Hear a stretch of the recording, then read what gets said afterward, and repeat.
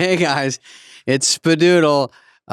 You can always go to davidspade.com to look at my tour dates because I bless a lot of cities in America with my hilarious stand-up act. Or you could not go to it and get on my enemy list. Up to you. What we have here today is Michael McKean, and a lot of people know him. He's in so many things. I have a thing with him because we did do some SNL together. We did do a few years together, or maybe 1 year, but we talk about that. I think he clarifies that up because I'm stupider than most people. And we also did the Coneheads movie. Oh, applause. A few people in the back remember it. The Coneheads movie, which had so many cameos in it of SNL people, you cannot even, I'm not even SNL, just stars. We talk about that. He was on Better Call Saul. Did that. He's everywhere. And of course, the headliner is he does Spinal Tap. This is Spinal Tap, if you don't know, is one of the all-time great comedies of all time. I think that's fair to say. It's one of the biggies. And we do have some laughs. He's a great dude. And I had a great Conehead story for him that he did not know. And that's it. So listen in. You'll know him when you see him if you don't recognize the name right off the bat, but he's done so much more than all of us put together. Here he is, Michael McKean.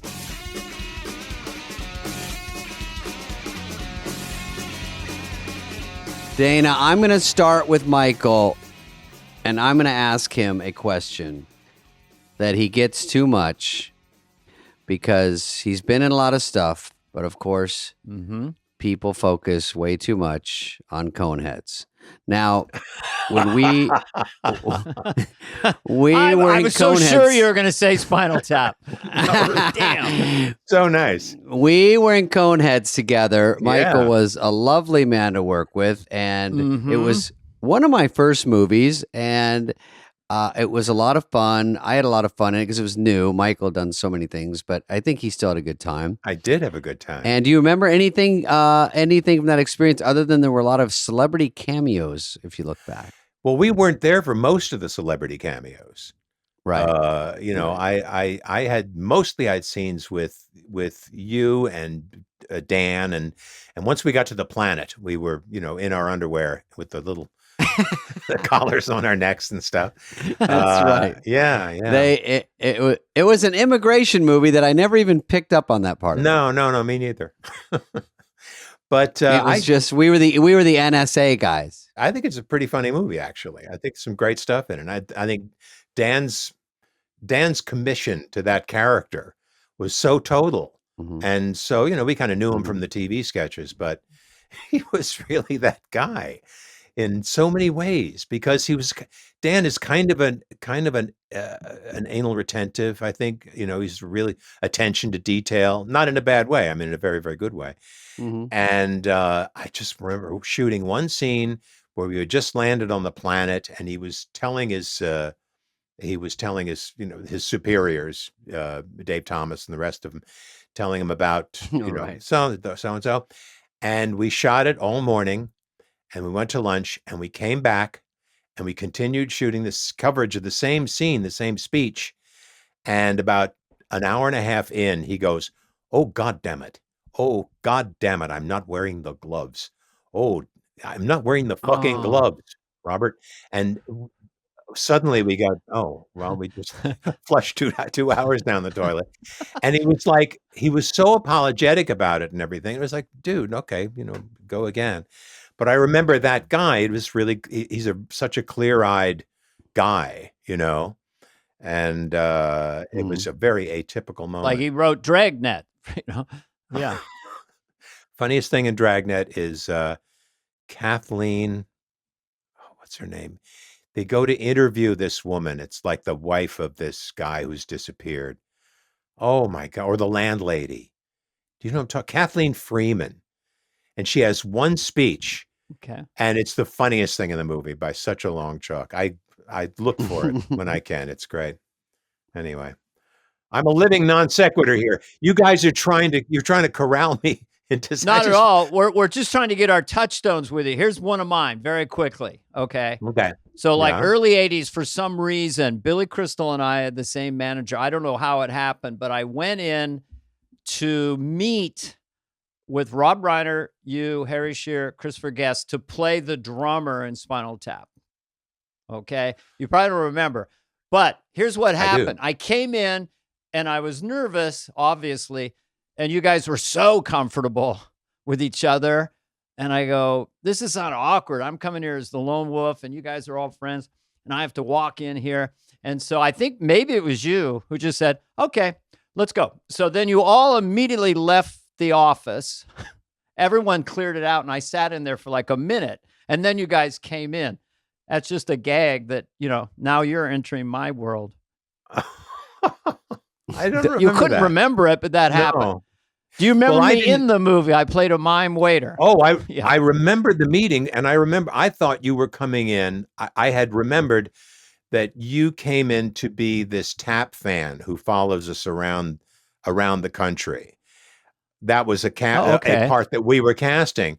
And we thought you came across as a little intelligent, a little sophisticated, and not goony enough. So we said, well, when we started doing the other, no, listen, let me tell you who we did cast and then not use was Eddie Deason. Ring any bells? Okay. Oh, Eddie Deason. He was in Grease. Eddie Deason? The Eddie Deason. And he, when he found out that we didn't have a script and that he would have to improvise, he said, pass. So we pretty much cut the character, but we impressed, you were very, very impressive. And so we said, this guy's really funny. And when we were putting together the, Billy's, the mime thing, which was something that was written in. So can he be one of the mimes? He'd be great. And so that's what we did. We did that a lot. We saw a lot of people and they didn't, we were shooting blind, but we found a lot of the characters that weren't even in.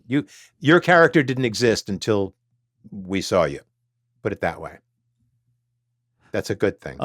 Those things are memorable at that age. The kind of a thing that intrigues me was the different British accents you guys did and how accurate they were. Or like Kevin Pollak and we did a British accent for like years whenever we see each other. We played blackjack in Tahoe and tried to trick the dealer doing some combo. Yours is very specific. Christopher's very specific, and Harry. Yeah. But how did you come to your guy? Because I've been looking at some YouTube videos of Spinal Tap, and it's immaculate. Yeah.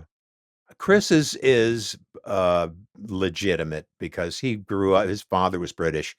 And he spent a lot of time. It was like every summer they would go to the UK, and he kind of he knew those things. And he's got a great ear anyway.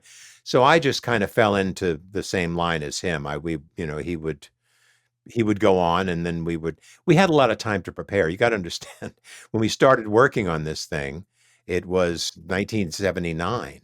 We didn't shoot until 82, and because we kept running out of studios. And so by the time we actually shot it, we had a real good run at rehearsing how we sound. And Harry brought something different. Harry's, he's kind of a fictional northerner, somewhere unspecific. We always said, well, we're South London, that's kind of what we were going for. So it's just kind of getting good with it. I'm really rusty at it now. And never breaking it. You would just do it all day, right? No, you just go in and out. But I remember when you guys walked on the set and I had not seen you in the full regalia and you were all walking around doing your accents. And it was pretty stunning. It was like, oh, they're those guys. It was pretty potent, the three of you. You remember that we had some actual Brits on the set, or one anyway, who was, the two guys in the band, Mr. Shrimpton and Mr. Caff. Yeah. But we also had Patrick McNee, the amazing Patrick McNee. Is he from the Avengers? Avengers? Oh, yes. Patrick McNee, that's another. Oh, wow. He's, yeah. Yeah. He's eaten hog, as they say. I love all was the he your names. boss or Sir something? Dennis Eaton Hogg. He's the guy who runs the studio. Yeah. So yeah. And who was your manager? Was he really English? Yeah. Oh, Tony Hendra. Tony Hendra is a really interesting character. Mm-hmm. He's was with Cambridge Circus, and he got another Englishman named Nick Ullett. Used to have a two-hander act, and then he worked for the Lampoon. He did a lot of the Lampoon stuff, Radio Dinner, and a lot of the broadcasts and on the magazine. A difficult man in a lot of ways. He died about 5 years ago. Yeah. Oh, we can talk about him. Yeah. I was watching it last night again. Obviously, Michael, everyone's seen it. Has anything to do with comedy, and one of those ones everyone pretty much worships. I won't make you say it. I'll say it. They all worship it. We can say it for you. The first time people improvise on film in long form was Spinal Tap. It spawned an entire industry. Because it's so. Oh yeah, so I mean, obviously it's potent. probably a combo, but you can tell scenes that go along into where you probably just bullshit for a while and take out what works. I'm guessing, but goddamn, some good stuff. Well, they Rob liked a rule of 3. If you don't get it in 3, and that's 3 times improvising a scene, kind of knowing what worked last time, and going there, and then Rob directing the camera around a couple of different angles, and so that it's cuttable, and that's kind of the way it worked. And I mean, some things we never heard, we never saw coming, and they just when Ian says that Janine dresses like an Australian's nightmare, we just said that's a brilliant line. No one could have written that line. It was just yeah. You got me thinking about Tony. I saw our boss, Fran Drescher. Do you remember that, Dana? At the beginning, Fran Drescher was PR. She was great. Yes, I do. Of course, she was Bobby Fleckman, and yeah. Once you give a character a name, then they become real. That's just got to have the name, right? But to this day, the one reference I always have, and David probably has, when you're playing a gig, doing stand up, and you get lost backstage, which is more common than you think. And I go, this is Spinal Tap. We're in Spinal Tap right now. Yep. Happens a few times a year. That was an inspired scene as well, just because it's happened so many times. Where's the stage? Jeff Beck told us that he did a gig at the Apollo. It was B.B. King's 75th or whatever the thing was. And that Beck and Clapton got lost under the stage at the Apollo. And they did have that moment where they looked at each other. Well, we're in that fucking movie now. So any story that starts with Beck and Clapton, I could listen to for a long time. Yeah, we just saw. Can we talk about your music? I mean, you just saw Clapton? No, we saw. Chris and I went to see Jeff Beck about a year ago. It was right before he died, and he played a gig here, and it was, I had seen him a bunch of times, and I was old enough to be a Yardbirds fan, all 3 of their guitarists, and so these guys, it was amazing to see him, and he just got better and better, invented his own ways of playing the guitar, and it was pretty cool. I'll send you a cool snap of me and Chris and Jeff and Johnny Depp, who also was on the bill that night. It was kind of a cool night. Yeah. So Beck put down the flat pick, played with his thumb, and then used his index finger to do the vibrato. And I had a brother who was a fanatic for Beck. So we were seeing Beck, me and my friends in the 70s all the time. Beck Bogert and Carmen Appice. Yeah. That was Carmen an intense Appice. trio. Those. That's right. Yeah, that was 3 guys going at it. But with you, it's just a lane that you're in as a songwriter, a musician, and you won an Academy Award for Mighty Wind, right? That was the. I won it. Not nominated. A Kiss at the End of the Rainbow was nominated. That I wrote with Annette. How did that song come about? Because for anyone listening wants to look that up on YouTube, A Kiss at the End of the Rainbow, it's so beautiful. I mean, the melody is stunning. I mean, did you start with just guitar chords and then have Annette come in and sing the melody? How do you get a song like that? Because well, it's it was pretty. kind of an assignment because we had written, Annette and I had written a song for the movie called "Potatoes in the Paddy Wagon," which the New Main Street Singers do, and of course, and so Chris said, "Yeah, that's great." And Chris and I had been writing songs, and Eugene and Chris and I have been writing songs, and everybody individually writing. And so Chris said, "You want to have a crack at this? We need a love song that maybe has a reference to a kiss in it, because it's going to be this whole thing about this couple, the Mitch and Mickey couple, and are they going to get back together again?" And they had this famous kiss thing they did. So we just kind of started working on it. We wanted something that sounded like it could have been a really old song, that it could have been from 100 years ago, or written by Tin Pan Alley folk songwriters.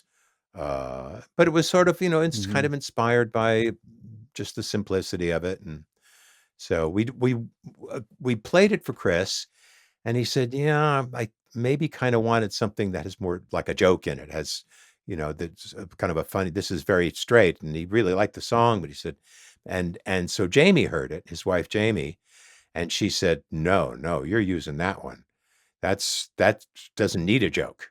It has a life," and Chris used it beautifully in the movie, and so that was great. Yeah, so we work in a lot of different ways. There's a sincerity and a sweetness to that film. Well, I agree. Chris and I are roughly the same age, and when we were 13, 14, that's when the folk thing kind of hit, and we all got guitars, and Chris got a mandolin. Actually, I didn't know him at this time, but I've known Chris since 19. Holy shit! I've known Chris since 1967, and we actually roomed together for a while. Because he's enigmatic and in many ways. But go ahead. I just you're friends with him, Yeah, so I mean no, we've been he's good friends for a long he's time. He's brilliant. he's an unusual guy, and it's kind of one of the things that's great about him is that he's exactly who he is. He's not, I don't know, he's not terribly uh he doesn't go out and promote himself. If he has something to sell, he'll find some way to really kind of subtly do it. He's just not that guy. He's the funniest man in the world, but you kind of got to either be on the set with him or or know him. He's just yeah. No, he's a remarkable guy, very intelligent. He's got the same obsession with shitty old show business that I do, and I'm sure a lot of my friends do. What era? Well, any era really. And that was the trouble. We've been working together. The four of us have been working together. Last year we did a lot, and then the strike happened. We had to kind of settle down. So we started working on this new project, and we figured we spent about 85% of every day just looking up the Eddie Cantor gift shop in Encino, and all this shit. It's just like, it's an endless supply of old crap show business. It's just wonderful. So he shares in that, and he and I are kind of co-religionists as far as that goes. Yeah, he's something.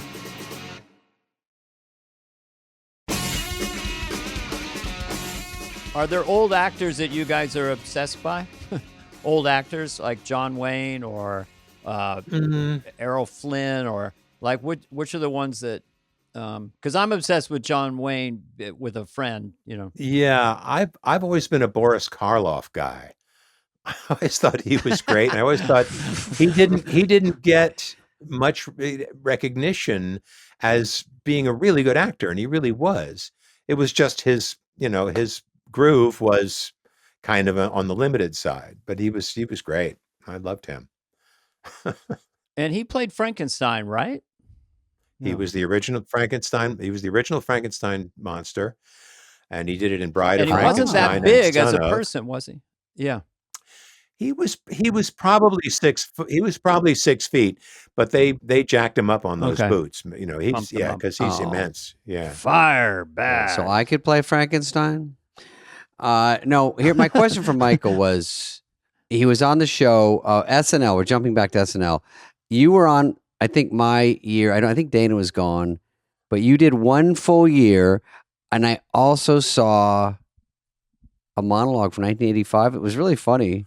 Oh yeah, with Dana. He comes out and you're hosting, and you go, I don't really do all this stuff. So I just thought, I'm not really a stand-up comedian, so I thought I would do an 18th century Scottish a cappella dirge. So he starts singing and he starts getting heckled, and you remember who's heckling me? Me? Weird one that now they didn't show it, did they? Yeah, it's Larry David. Oh, it was. Yeah. I didn't see that because it went away. Yeah. Oh, because at the end he goes, "Hey Hamlet, where's Squiggy?" Yeah. Yeah, I thought this is such a weird one. Oh, I love it. Because I thought it was Squiggy or someone. I thought, oh, who's going to be yelling? And that's great. By the way, I grew up on goddamn. Is it true right in that London era Squiggy that you song. were offered to go in there when with Billy and those guys did their year? Yeah. With Martin Short, Christopher Guest. And you turned that down, or at the time? Yeah. And yeah, I had just you know what? It just wasn't the best time to be moving to New York. Yeah. Mm-hmm. And you know, I kind of wanted to do movies more, and I started doing films.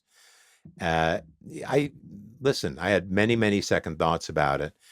But my then wife had a child on the way. We had just bought a new house, and it was just not the time to be spending weeks and weeks. It's not. It's a disruptive show. It's not. Yeah. No, I was a working actor. You know, I think in 1985 when I did host, and we did The Folksman for the first time, which we later expanded into the Mighty Wind stuff. I think at that time. One time was really fun, and I don't know whether that season would have. There were so many people on that season. I mean, it was Billy, it was Rich Hall, it was I mean, it was a huge cast, and Marty, rightfully so, was the breakout guy there. And but other things happened. There's a lot of angst in that season. I'm not sorry I didn't do it, and I'm glad I did when I did. It was a really interesting time. I knew in 1994 that I was being hired because Phil Hartman was leaving the show, and they needed someone to play David Spade's dad. They needed someone. They needed someone who was remarkably older than these hungry kids I was surrounded by. Yeah. So your Stern was very good. I remember. Oh yeah. That was fun. Because you did with Stern, which I hadn't heard. You laugh like this. Yeah, it's a boo, boo. I haven't done it in a while. Yeah, yeah, it's a good one. I remember. Well, and I think he talked about it because, of course, he was freaked out. It's kind of a Long Island guffaw. You gotta grow up on Long Island. You get to boo. Yeah. Yeah, there it is. It was kind of a new one from who does Stern. Tom Skerritt? Tom. They say you did Tom Skerritt from you do from Tom Alien. Fucking Skerritt. I didn't. Was he in? Oh, yeah, he was. Well, you're listed. You're listed as doing Adam West.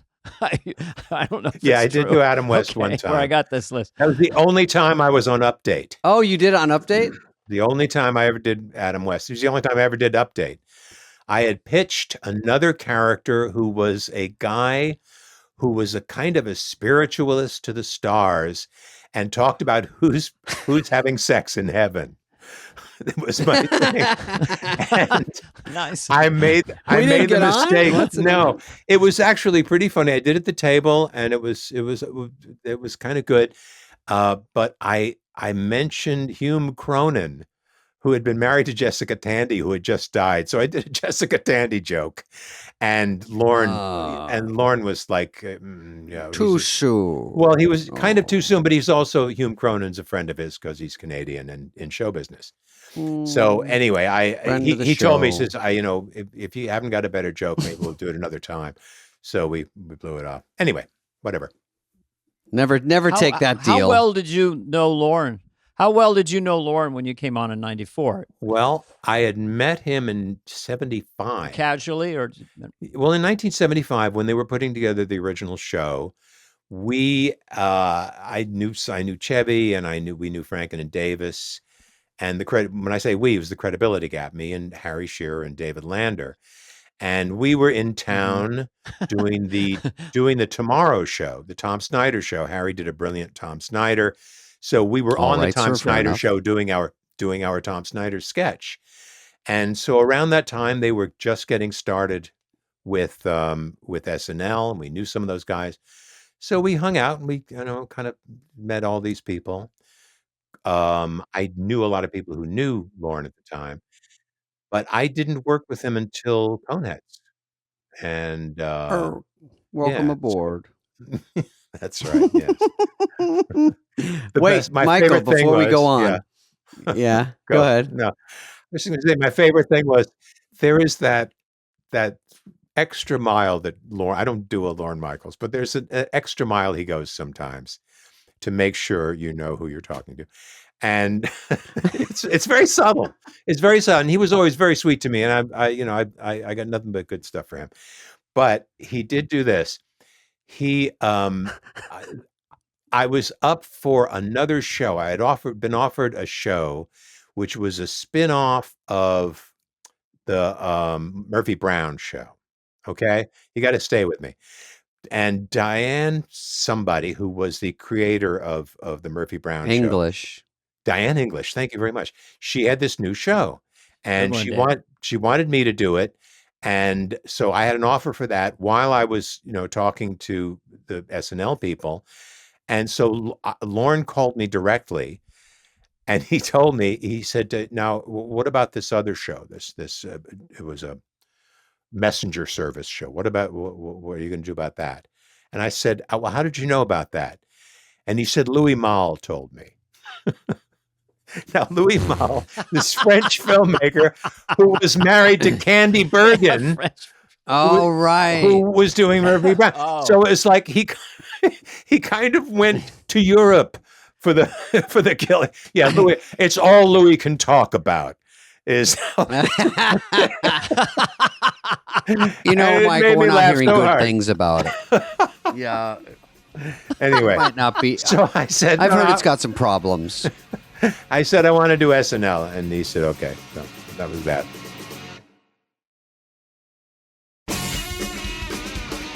Okay, so I'm jumping back to the Coneheads. We didn't finish talking about it enough for me. But what happened was there was a story that Dana doesn't even know, I don't think, where I was nervous, new movie, wearing our boxers and T-shirts we play NSA agents, Dana. I don't want to give the whole movie away, but we play NSA agents. Because I've teed it up for tonight's entertainment. Yeah, and the Coneheads are immigrants, so we're trying to get them deported. Yeah. I don't know. I don't understand the movie, but so I just do my lines. And so one day, only Louis Malle's widow. I'm scared on this movie, and I got Michael, and Michael's great fun to work. We were a team in it. We were agents together. So Michael, one day I'm in the trailer, and I have to wear my boxers and the T-shirt. And I said to the PA, I go, "Hey man," when he came to get me, I said, "Don't tell anyone this, but this is so nuts. This is pure innocence." I go, "I do have chicken pox, but it's covering my shirt. My shirt and boxers are covering it, so I can still do the scene. I just don't want everyone to weird out about it." And he goes, "Oh, cool. Hang on a second." 2 seconds later, boop, shutting down the set. Everyone go home. I was like, I didn't even know what was going on. I'm like, why? What happened? The original COVID. God damn. Wow. Chicken pox, folks. You didn't get it as a kid? You're in your 30s getting late in the game. I pox? was 27, I think, and I had Have you got your shingle shot or? No. It'll come back. It's dormant. We'll talk later. It was so weird that I had it. Michael and I are up to speed on that. Oh, yeah. Anyway, I probably infected everyone. That was too late. But we lost a day of production, and someone told me that was $100,000. It's my fault. I don't remember that. I do remember when when they wouldn't let Dan had a couple of friends on motorcycles come to hang out at the set, and they wouldn't let him in the gate because they didn't have the whatever, And so he's on the set, and they called him, and they say, yeah, I'll say, yeah, they're okay. Come in. And then they called again. He said, they won't let us in. So he tore off his head. He tore off his. No. Yes, he did. And he shut. Whoa. Yeah. It was just like, he really, really lost it. And he went out there to the booth in his ripped off head and berated the guard. It was a great day. You let these Hell's Angels in right now. Okay. I mean, God dang. I gotta tell you, you love. I mean, we love Dan Aykroyd, but one thing's so interesting about you is how much stuff you've done, and they just keep going. Because I dare anyone to go on YouTube, put in Lenny and Squiggy from Laverne and Shirley, and you'll see Michael McKean, and then put on Chuck McGill, the quote worst man in the world on Better Call Saul. I mean, the ranges, even to you, you must look at it and go, it's pretty. Yep. Well, which one is your adoring touchstone between those two? I'm assuming I'm like Spade. Currently, Better Call Saul is pretty recent. I'm like Spade. I do my lines. Take the fifth. No. And you get out of it. That's true. No, well, really early on, I really liked people who came on a different way for every show, everything that they did. People who had, who were really, you see a lot of great entertainers are people who can be a lot of different things. Jim Carrey can be the broadest comic in the world, but he can also work real small, and he's a good dramatic actor. It's just because he's clear on what he's doing. So anyway, I try and stay clear without the use of Scientology. When they say, like on Laverne and Shirley, Michael, they go, I can't believe we have all this stinky garbage. And then, hello, you guys walk in. I was like, are they doing this on purpose? They keep walking in at the worst times. And because I was a kid, I'm like, this is accidentally really funny that they say something horrible. And then these two idiots. Well, they were so aggressive and sudden. Funny. It was always a laugh. Like they're so sure of themselves. They would come in and just wreak havoc and then leave. There was no real, I mean, that's just broad, that show really popped, as they say. I mean, it felt lively. Well, it was. And funny. And we only shot it once. We only shot it once. Just at a time. one take in front of it on? Never, yes. And it was because it was on film. It was 3 cameras, and they didn't even have monitors. They didn't even have the 6-pack that they do now, or the 4-pack. Oh. It was literally the only guy who saw it. The only guy who saw it, saw something like a 4-pack, was the camera coordinator. And everyone else is just these people who grew up, and they, Sheldon Leonard, the guy who kind of sophisticated the 3-camera system after Desi Arnaz and Carl Friend invented it. Desi Arnaz, yeah. Yeah. And we were on those stages. And so it was all based in those days on just being funny, lively, and they just knew they had it. And do that. They just went for the feeling of it. Rehearse it like a play and do it like a play. And, the last pilot I did, Never Again, was about 15 years ago. And we literally shot the first scene of the pilot 9 times in front of a studio audience. Shot it 9 times while the development people were going, I got a better one. I got a better joke here. How about he did? So you're having these mini rewrites on this thing as you go. And the audience never wants to fucking see you again after nine takes of that. And we shot until 2 a.m. And we wound up paying our extras for another day to sit in the audience and laugh at the stuff that we were doing for the 11th time. And so you can't make anything good that way. It can't be done. Gross. Yeah. So Too many cooks, No, it would strangle it. Horrible. Yeah. I only did one movie without playback. It's the worst. And it was sort of, I didn't realize it was the last of kind of the good old days. They watched it. It was in frame. and they didn't know if there's a light flare. They didn't play it back. They just said, that felt good. Let's move on. And you're like, got it. And it seemed to work. And now that's almost too much going back, too much replay, too much. Let's look at it again. Let's look at it again. Absolutely. Yeah. Because everyone gets a vote, especially if it's a pilot. Everyone, you know, says, hey. Do one for the assistant here. Yeah. Yeah. Yeah. And maybe they won't let us say Jesus. We'll maybe just get it Everett. We'll get. Oh, yeah. Do an alt. Well, I was on a show called Dream On, which was kind of a titty show on HBO. And I did a number of those. Titty show. Well, that's what it was. That's why I watched it. Yeah. I didn't know. I thought I was alone. Yeah. No. You probably were alone when you were watching it. Most people. Yes, that's true. Would you lock the door? Thank you. But leave the ice cream out there. We used to do alternate takes, and there was one. My character had only one ball, and there was an episode about that, about his feelings of inadequacy. And so I was ranting about. I said, I said the kids at school, they'd say, here he comes, Johnny One Nut. And that was the line that was going to go in. And they said, no, we need an alternate.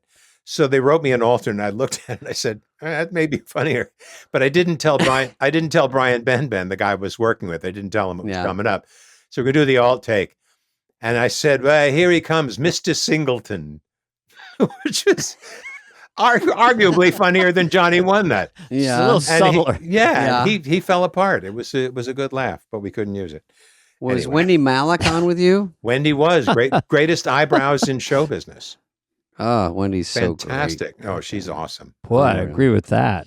Yeah. Who is Fred Willard? Just one of the funniest performers of all time. I think, or don't like definitely. him much.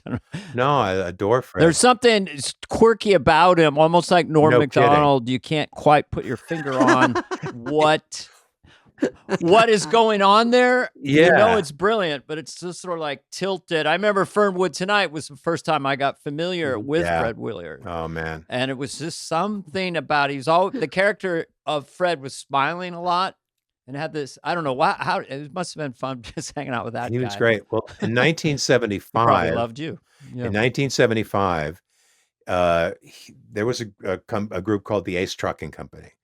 And it was Fred Willard, Billy Saluga, Mike Mislove, and George Memoli. You can find some of their stuff, not a ton of it online, but you can find some of it. And George and, the group broke up. They still had 3 dates in the Midwest that they wanted to get if they could. So Fred and George Memoli hired me and David and Harry, who were the Credibility Gap at the time, hired us to go on the road, do some of our stuff, and learn some Ace Trucking Company stuff, and kind of make it like it's a whole act. So we were kind of in the Ace Trucking Company there for a little while. And Fred he's not like any other guy. He's not like any other guy. He said one time, we were checking in to this hotel in Chicago, and he said to the guy, he said, yeah, it's not near the elevator, is it? And the guy said, no, your room is not. So we're going up to the rooms, and I said, you, why do you specify not near the elevator? He said, oh, it's the bell. I mean, when the bell goes off, when the elevator hits on the floor, I can't stand that. I have really good hearing. I can't sleep with that bell going every night. And I said, oh, that's. He says, yeah, well, sometimes if I get a room near the bell, near the elevator, I will go and disable the bell. I said, what? Yeah, I know how to do. I travel with tools. So he has this little toolkit, and he would disable the bell, and he would hook it up again when we left in the morning.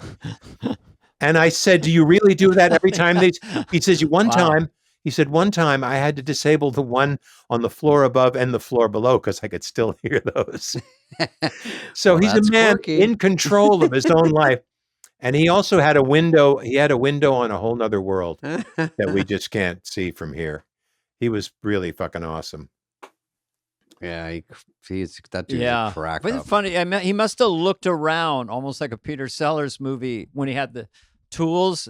Like looked around the hallway to make no one, and had to get the elevator to stop to get in there. I mean, it was a James Bondian or some kind of yeah. There's a whole Mission Impossible. Yeah. What's the quirkiest thing about you, David Spade? Oh, get a pen. I'm so nuts. But I think Michael got me at a pretty crazy time because SNL, I was probably losing my mind a little bit. And then I go into Coneheads, which was a little more contained. One time, Michael, we had why do I keep having, all I remember is Coneheads.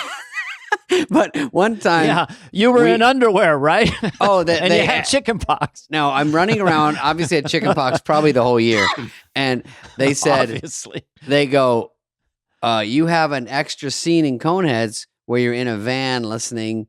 Maybe Michael wasn't in it, but it was during a show week, and they said you have to fly back for it. So I do like read through, and then Thursday I fly. Can I take a red eye to LA? I took a red eye somewhere. Wow. Anyway, I took a red eye because Letterman was on my flight. And he said, part of the story is long. He said, the stewardess goes, should I wake you for honey buns? And I said, no, I'm going to try to sleep. And I didn't know Letterman. And then he went to the bathroom. And when he came out, he goes, should I wake you for honey buns? I never talked in my life. And hilarious. And then I get there. I go straight to the set. Letterman word. Maybe, no, I think it was a 6 a.m. flight. Anyway, so I fly out there, I sleep on it, I get up, I go in, I drive out to Disney Ranch, I do this scenes, whatever, kill, get big laughs. Then I drive back to my apartment in Studio City, order a pizza because I'm going home the next day, and I finally finished the day, and I got my hair all greased back. And then Mike Shoemaker calls me and goes, hey, Lorne wants you back. And I go, I know, I just finished shooting. I'm coming in the morning because it was a Lorne movie. I go, I'm coming back in the morning. He goes, no, he wants you on a red eye tonight. There's a car out front. I go, shut the fuck up. I just got a pizza. So he goes, you better go. You don't, and the whole life at SNL, you don't want to get fired. So I take a few bites, get back in the car, go back to the airport. They need you at the studio at 10 a.m. So I land, I go to the studio. It's a John Goodman show. There's no one in the studio. I go, wait, no one even comes in till 1. What am I fucking doing? So I just walk around. Then I go back home and no one ever mentioned it. And I'm like, wow, what's happening? You are a Christian martyr. Great story. We'll cut it out. I tried to talk them out of that. I was in New York at the office. I go, don't make David come all the way back for that. No, it was you on the phone acting like Shoemaker going. I was trying to help. David will come back, and then he'll go back. And then he'll come back again. It's we'll drive 36 him hours. crazy. It's called a trifecta.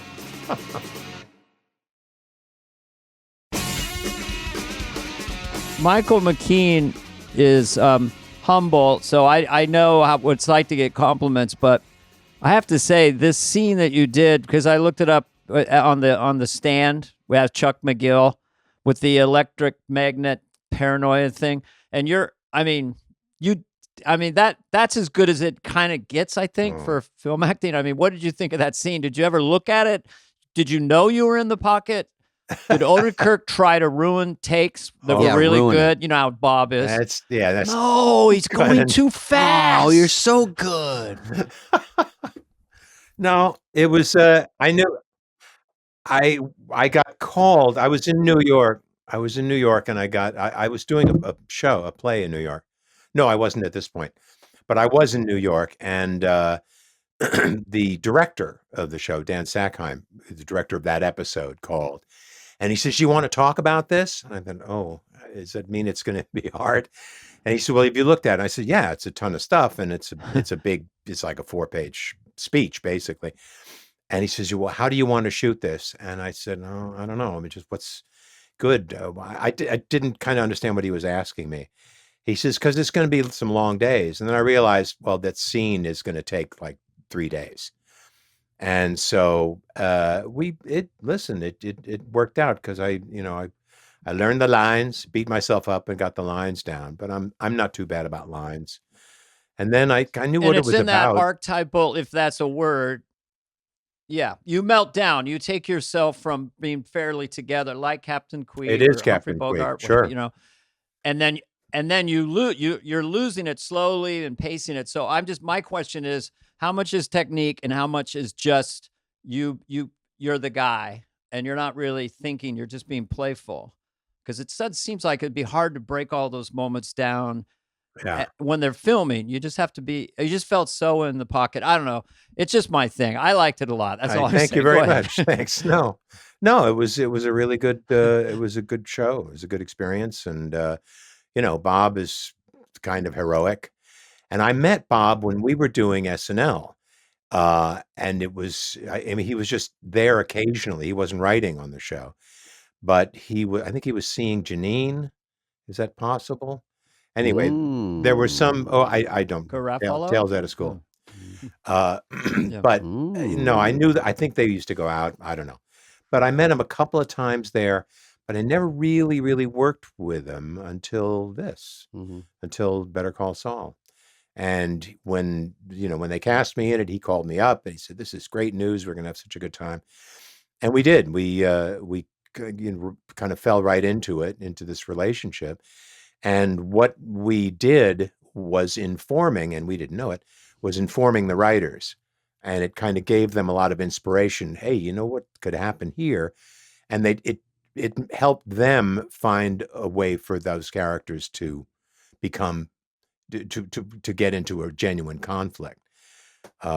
Anyway, smart writers. You work with smart writers; they're wide open to everything. Yeah. And Vince Gilligan and Peter Gould and Tom Schnauz and Jennifer, last name, Hamilton. Think Henderson. That's her last name. Jennifer last name. Jennifer last name. Yeah. Story. Bob said one of the. Maybe you can relate to this. Bob said the hardest I've ever laughed on this podcast about SNL and stuff is that, people when they're younger, and Bob was just a fledgling writer in the 80s. And, but we wrote a movie together called Tucson, a comedy Western, stuff like that. So, and Bob is going along with his career, and then Breaking Bad comes, and then Better Call Saul. And when he came on the podcast, he goes, then he does the action movie Nobody, which is awesome. Yeah. And he thought to himself, if this lands, because we know Bob as the fledgling writer in the 80s, at our core, he said to us, "I know if this landed, you guys would be sitting at home going, what the fuck?" And now he's an action star. Yeah. He's not only an Academy Award winning type actor, now he's an action star. Yeah. That made me laugh so hard. Well, did you ever play the time machine game where you see somebody on the screen and they're doing something kind of second rate, and you know that their career is about to take off? You want to get in a time machine and say, "Don't worry, this is going to be fine. You're going to get Martin Scorsese is going to put you in a movie. It's going to be amazing." And I played that game a lot. But there was a movie called, what was it called? Capricorn 1. And it was about the faking of the moon landing. So if you could go back in time. Yeah, O.J. Simpson. Simpson, go back in time and you say, okay, Jim Brolin, you're going to be married to the ex-wife of Elliot Gould, who is standing right next to you in this shot. And OJ, we'll get back to you later, OJ. Yeah. You'll see. It'll be exciting. Keep doing what you're doing. No one will talk about anyone but you for years. You're going to be so famous. Oh, yeah. So famous. Yeah. Man. All right. Well, Michael, thank you. Unless Dana has something else to tell you, we might let you go. You've struggled with us enough. It's very nice of you. Well, you guys are very important to me. I love your attitude. You're important to me because I'm very important to you. Yes, because you're proof that blondes can be funny. We all are, right? It's true. Hey. Yeah.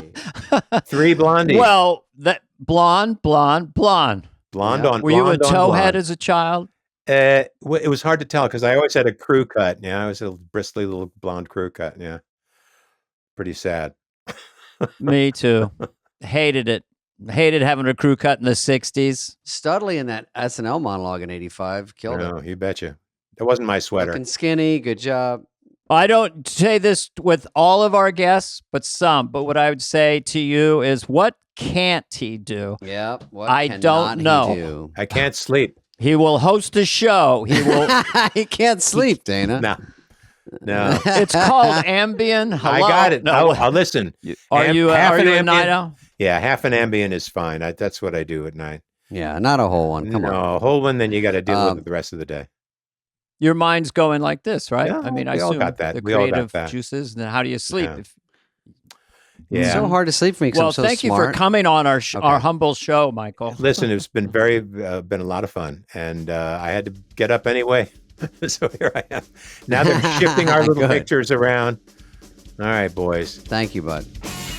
This has been a presentation of Odyssey. Please follow, subscribe, leave a like, a review, all this stuff. Smash that button, whatever it is, wherever you get your podcasts. Fly on the Wall is executive produced by Dana Carvey and David Spade, Jenna Weiss-Berman of Odyssey, Charlie Finan of Brillstein Entertainment, and Heather Santoro. The show's lead producer is Greg Holtzman.